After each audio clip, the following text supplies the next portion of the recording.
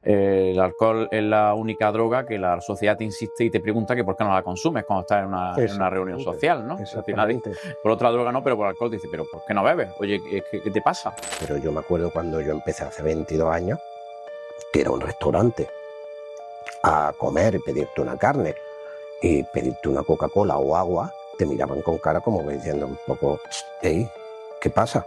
Y también conozco casos en los que la familia ha hecho lo contrario y al final han llevado a la recaída. Claro, hay boicoteado el tratamiento, ¿no? Exactamente, llevan a la recaída, ¿por qué? Porque ponen en duda las pautas del tratamiento, pierden digamos, esa paciencia, porque esto es un proceso que es largo, igual que nosotros los adictos tenemos la enfermedad de adicción.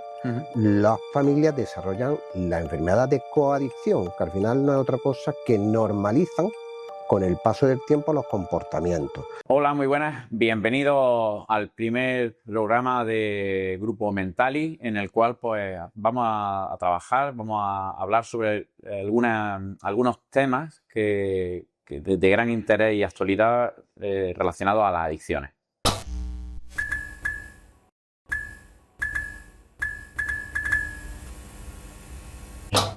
Bueno, pues para este primer programa, para este primer podcast, tengo el placer de presentaros a Francisco Barcos, un terapeuta que lleva con nosotros muchísimos años, una larga trayectoria y, bueno, nos va a comentar un poco acerca de su día a día y algunos aspectos personales, pues, por los cuales le motivaron a trabajar en este área.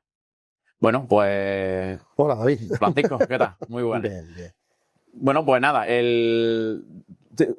surgirán algunas preguntas en esta entrevista, pero me gustaría resaltar al menos de inicio la parte más personal.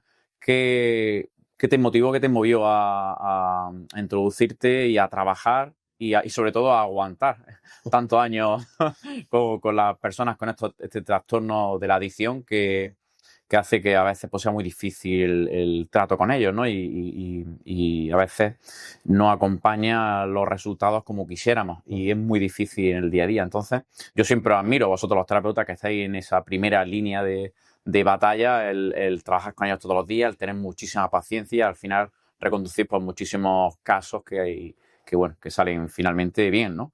Pero la primera pregunta es, ¿qué es lo que te movió a meterte de lleno en este mundo?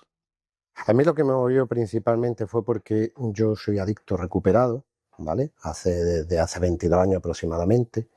Y claro, yo en mi vida, pues hubo un momento dado en que embarrancó por temas de presión de trabajo, en fin, pues no sabía manejar las situaciones y al final, pues reventé. Y empecé mi tratamiento. Y me fui dando cuenta con el tiempo que quizá, pues, este mundo, que yo siempre he pensado que es algo muy vocacional, como tú dices, los terapeutas, ¿no? Pues porque lidiar con ellos en primera línea, con un adicto, sabemos cómo funcionamos, es muy duro, salir de la droga es muy duro, porque por eso siempre decimos, ¿no? Que esto, si no se recupera uno, tiene tres finales, la cárcel, el psiquiátrico, el cementerio. Entonces, pues, yo ver el cambio que tuve en mi vida, la luz que vi y el poder ser feliz, eso fue lo que me motivó a ayudar a más gente. ¿Entiendes? Porque creo firmemente en ello.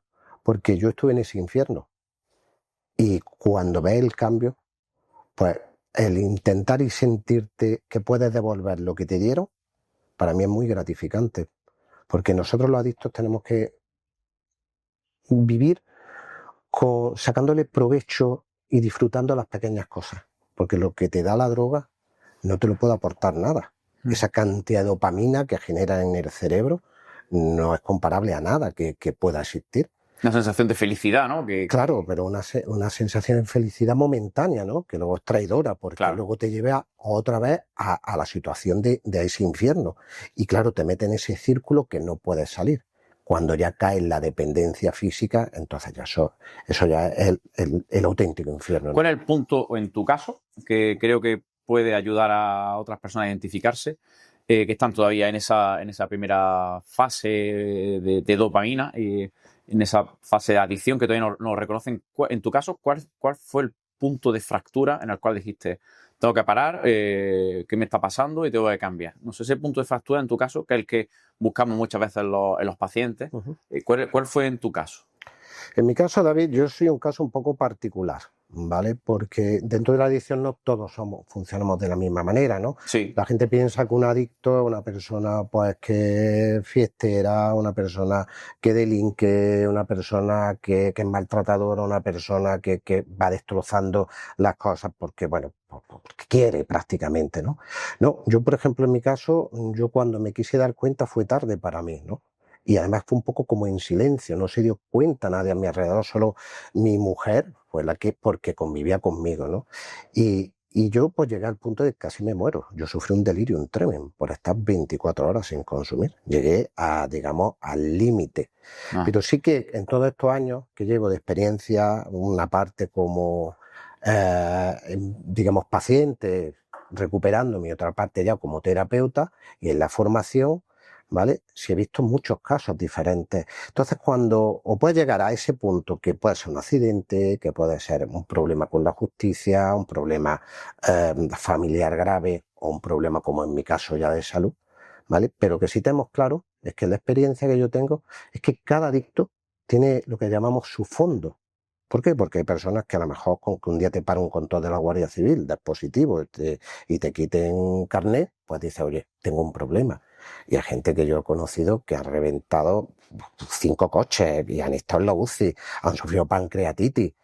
Yo recuerdo casos de pacientes, además recuerdo uno que era precisamente médico y sufrió 2 pancreatitis y aún así seguía consumiendo. O sea, ¿el dónde está digamos, el fondo de cada uno?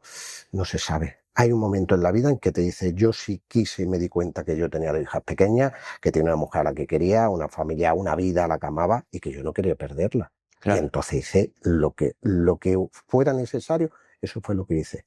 ¿Y qué hice? Mi tratamiento, ponerme en manos, dejarme llevar. Que además hay una cuestión, porque en tu caso era alcohol. En esta sociedad en la que vivimos, que el alcohol está tan normalizado, supongo y sé además que no es fácil, ¿no? Porque, como decía, el alcohol es la única droga que la sociedad te insiste y te pregunta que por qué no la consumes cuando estás en una reunión social, ¿no? Exactamente. Es decir, por otra droga no, pero por alcohol te dice, pero ¿por qué no bebes? Oye, ¿qué te pasa? ¿No? Sí. Bueno. Entonces, creo que no es fácil, ¿no? Cuando la droga estrella, que se le dice, la cual es la principal sustancia de consumo, sea el alcohol, en tu caso, supongo que no fue fácil, ¿no? No, para nada, porque además somos un país productor, somos vitivinícolas, y está muy arraigado en la cultura, ¿no? Si nos paramos a pensar cómo empezamos el año, celebrándolo, ¿no? La uva, la copa de champán, o sea, algo en los deportes, algo que además está muy institucionalizado, pero está muy dentro de nosotros, de nuestra cultura.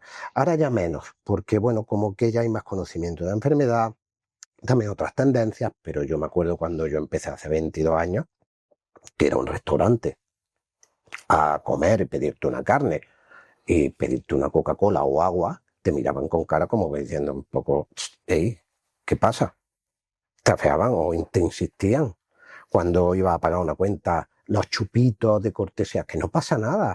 La gente te pregunta, oye, ¿y por qué no bebes? Como si... Hay veces que le digo a la gente... El raro, ¿no? Claro, el raro. Pues yo no bebo porque no quiero. Y la gente te mira con cara de decir, eres el bicho raro. Ojo, que yo cuando consumía me parecía igual, ¿no? Sí, me claro. parece igual que la gente que no bebía eran como la gente, los bichos raros, como bien dices. Pero aún todavía eso es como esa mancha que tienen, ¿no? Porque la gente te llega y te dice, te vas a tomar esta carne con una Coca-Cola. Hay pacientes que además no pueden con esa presión social. Entonces, una de las estrategias, al menos en consulta individual cuando hablo con ellos, es aunque nosotros trabajamos mucho la honestidad, pero en este caso tenemos que anteponer otras cuestiones. En este caso, una de las estrategias es, pues mira, que estoy malo, me duele el estómago, etcétera, para no tener que dar ciertas explicaciones en según qué contexto. Cuando es la familia y entorno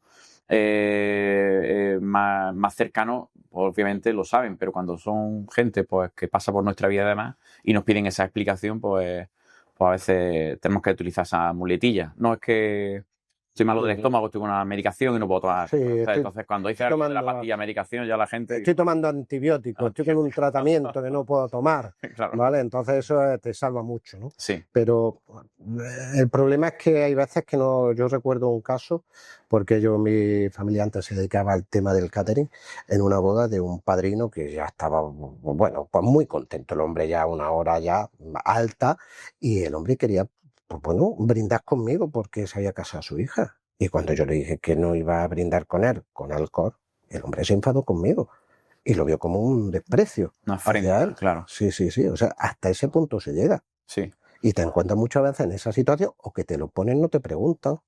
Yo he ido con mi mujer a tomar algo y ella, pues bueno, con el paso del tiempo, mi mujer hasta los 10 años no consumió, ¿vale? No se tomó una copa de vino.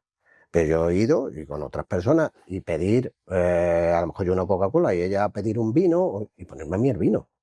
¿Entiendes? El gente, y eso, pues claro, ¿qué ocurre? Pues que te choca muchas veces, ¿no? Claro. Ha hablado en 2 ocasiones de tu mujer y me gustaría resaltar la importancia de la familia en todo esto. Es decir, desde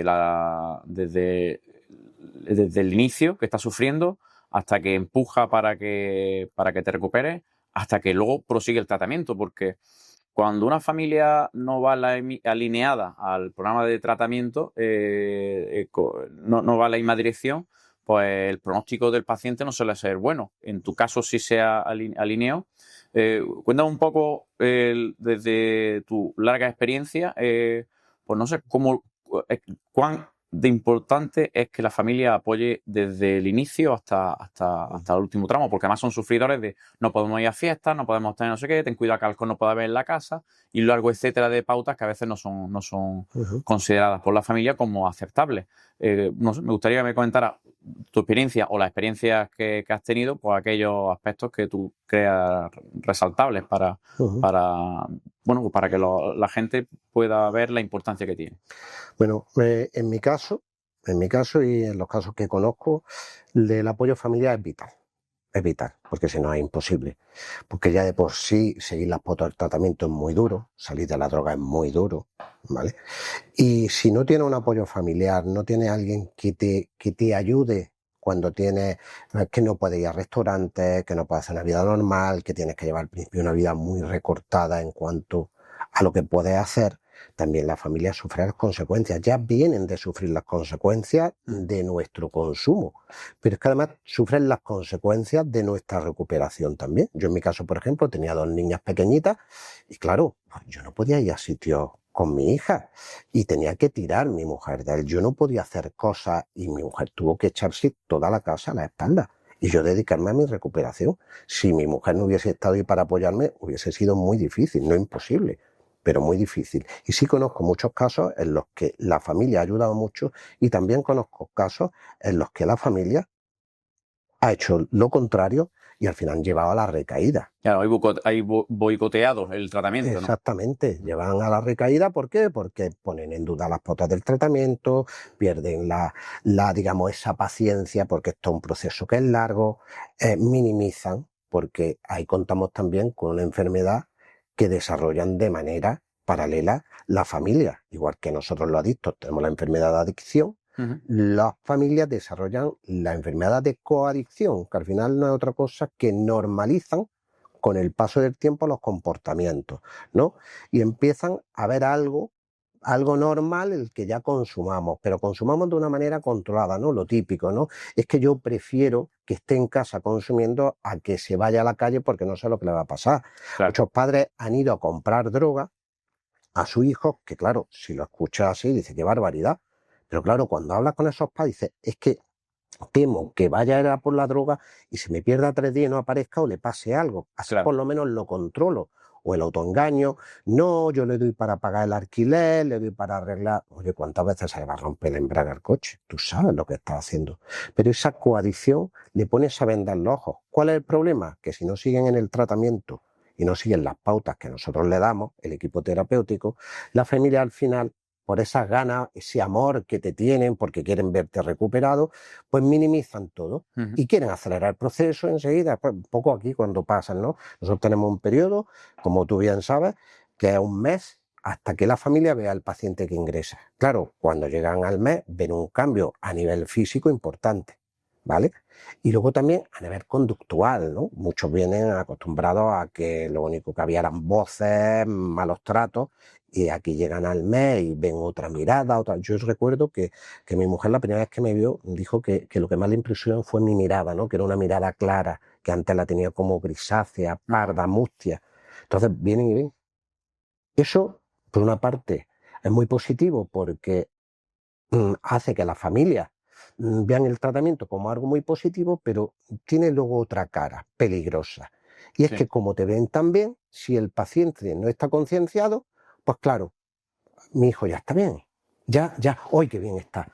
Y tienden a ceder al Claro. chantaje emocional que ofrece el paciente. Eso además, yo lo he notado mucho en los casos, sobre todo de alcohol, porque en los casos de alcohol los pacientes vienen tan deteriorados que es cierto que el aspecto físico está tan mustio, incluso la mirada, Sí. pero físicamente yo recuerdo un caso que no puede ni subir la escalera y todavía el ascensor todavía no estaba al 100%, que estaban arreglándolo, y la familia decía, es que no puede subir a las habitaciones, le ayudábamos.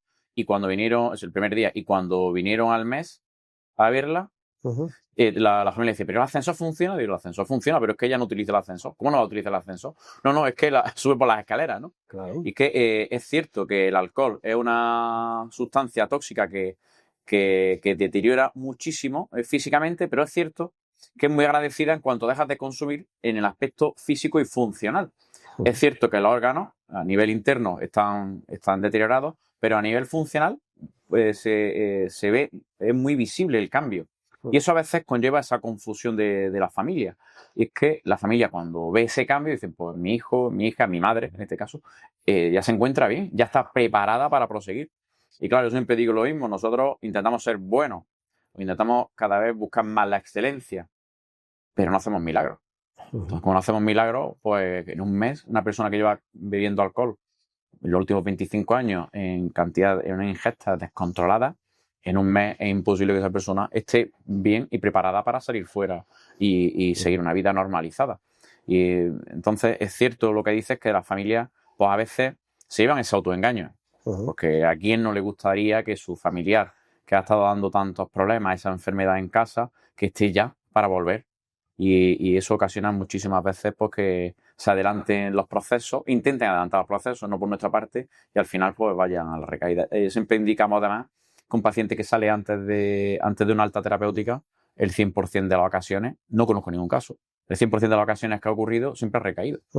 Sí. Y eso solo se lo indicamos a la familia. A mí cuando muchas veces las familias me preguntan, incluso los pacientes me preguntan, oye, ¿qué porcentaje este tratamiento tiene de recuperación? Yo siempre digo lo mismo. Si hacen las cosas bien, el 100%. Si no hacen las cosas bien, el 100% de porcentaje de recaída. Igual. O sea, esto un poco, yo pongo la comparación como el carnet de conducir, ¿vale? O apto o no apto. No hay un 5, no hay un 7, no hay un 4,5. Si haces las cosas bien, te recuperas. Ahora, ahí es donde está el problema. Y como bien decía, el tema del alcohol, ¿qué pasa? El alcohol es la droga que más gente mata. Es la peor, la más letal. Además, con la que todos comienzan. Yo en las terapias muchas veces cuando llega el paciente digo, ¿qué has consumido? Como que minimizan siempre el consumo de alcohol, se toman sustancias. De hecho, nosotros, aquí por lo menos en Mentally, la separación que hacemos son drogas legales, que son alcohol, juego y los fármacos. Y luego el resto que son ilegales. Simplemente hacemos esa diferencia en cuanto a la legalidad. Pero para nosotros todas las drogas son iguales. Claro. ¿Por qué? Porque al final causan los mismos efectos. O sea, un ludópata al final no está consumiendo una sustancia, pero tiene un comportamiento. Claro, como decía, el alcohol tiene a nivel físico deteriora mucho. Pero se recupera, el cuerpo es muy agradecido y el de un adicto que lleva años dándose, digamos, caña, pues hoy es como un deportista de élite, ¿no? Sí. A ti que te gusta mucho el deporte, ¿vale? Pues claro, tu recuperación después de una prueba es más rápida que, por ejemplo, la mía, ¿no? Porque yo puedo, si no hacer deporte a lo mejor mucho tiempo o poco, pues claro, ¿qué es lo que pasa? Nos recuperamos muy pronto físicamente. Y a lo que dice, ahí la familia, perfecto, este está ya bien. El problema viene cuando se lo cree el paciente. Cuando el paciente ya se ve bien, y ya, pues, ya quiere seguir su vida. Y la familia, pues, claro, ya quiere y le hacen caso. Ahí es donde viene el problema. Y es donde hay que concienciar a la familia. Una carrera de fondo, el salir de una adicción, una carrera de fondo. Cuando un paciente ingresa, pues de 1 a 3 meses, es como si un paciente hay que meterlo en la UCI. Pues todo muy controlado y demás, pero cuando sale de la UCI no está bien para volver a casa, empezar a trabajar, a llevar su vida. Es decir, tiene un periodo de recuperación, un periodo de convalescencia, unos cuidados en casa. Entonces, cuando hablamos, ¿no? Por lo menos 2-3 años, 2-3 años, ¿cómo va a ser? 2-3 años. No significa que esté 2-3 años en un centro, ni mucho menos. Pero sí, en 2-3 años va a tener que tener unos controles como mínimo. Y obviamente unas terapias, con la periodicidad que se vayan marcando cada vez a menos, porque aquí se trata de muchísimo de recuperar la vida. Entonces, una carrera de fondo, hablando del deporte, esto es una carrera de fondo. Exactamente. Entonces, ¿quién llega al final? Pues el que va regulándose durante toda la carrera, va haciendo bien las cosas, va regulándose la carrera y llega al final. Pero si alguien quiere correr todo en un mes, es imposible, porque se va a caer por el camino. Eso es lo que ocurre. Claro, además que el primer mes básicamente es el periodo de desintoxicación. Por eso además nosotros establecemos ese tiempo, ¿vale? Hasta que, un poco para que el paciente se empiece a desintoxicar, empiece a ver las cosas un poco, a aterrizar, ¿no? Sí. Están como esperando pistas. Entonces, a veces cuando las familias nos llaman, ¿cómo estás? ¿Qué te digo? Te puedo decir, come, duerme, hace el deporte, sigue la rutina, pero a nivel cognitivo, a nivel de tratamiento, estamos todavía con un mes que no nos hemos enterado ni de dónde estamos. Luego viene el proceso de la deshabituación, que es ese proceso a partir de ese mes, que ya a lo mejor el paciente ya no está con fármacos, y claro, viene la deshabituación a nivel físico también. Y luego ya viene la parte psicológica, que es la más larga, la más difícil, ¿no? Que tú decías, la Organización Mundial de la Salud dice que aproximadamente entre 3 y 4 años la recuperación de un paciente. Yo por mi experiencia digo siempre 3/5. ¿Por qué? Porque a partir yo verdaderamente al 4.º año fue cuando mi cabeza yo vi que estaba bien. Pues te vas dando cuenta, además es gracioso, ¿no? Porque tienes periodos en los que cuando llevas un año, el año digamos que es el punto de inicio para hacer muchas cosas. Y claro, tú te ves que en comparación con la gente que empieza a entrar, que está en el tratamiento, pues ves que tú estás estupendo. Pero mentira. Estás con la cabeza, cuando llevas 2 años te dices, madre mía, ¿cómo tenía yo la cabeza cuando llevas 1 año? Y cuando llevas 3, el mismo proceso. Y ya el 4.º año es cuando empieza a dar, claro, 4 años. 4 años en los que tu vida tiene que estar totalmente encaminada. Claro. Entonces ya has pasado por muchas vicisitudes en tu vida, te han puesto a prueba, de eso se trata. Esto es un tratamiento también progresivo, ¿no? En el aspecto de que empieza, como tú bien has dicho. Esto es una UCI. Entonces, oye, si el paciente sale de la UCI para irse a su casa, mala señal. Tiene que seguir luego en planta. ¿En planta qué es? Tratamiento o bien en centro de día o centro ambulatorio. O con otros recursos, dependiendo de edades, del paciente, de su historia, de su forma de consumir, de su entorno, en el que a lo mejor debe de quedarse en los pisos tutelados. Pero el proceso es largo. ¿Por qué? Porque nos tenemos que poner a prueba. Y la cabeza, el circuito de recompensa. Yo pongo muchas veces para explicarlo, ¿no? Como un estómago, ¿no? En el que, oye, hemos llegado, lo hemos hecho muy grande y necesitamos mucho para llenarlo.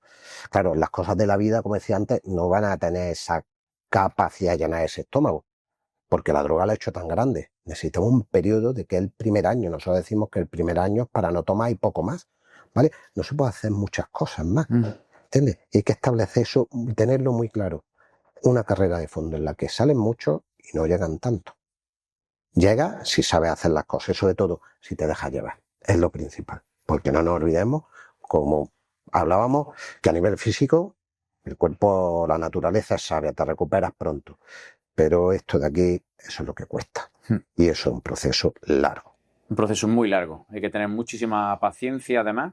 Y en todo caso ser muy constante, y si vamos en este proceso vamos acompañados por la familia, pues muchísimo mejor pronóstico suele ser bueno.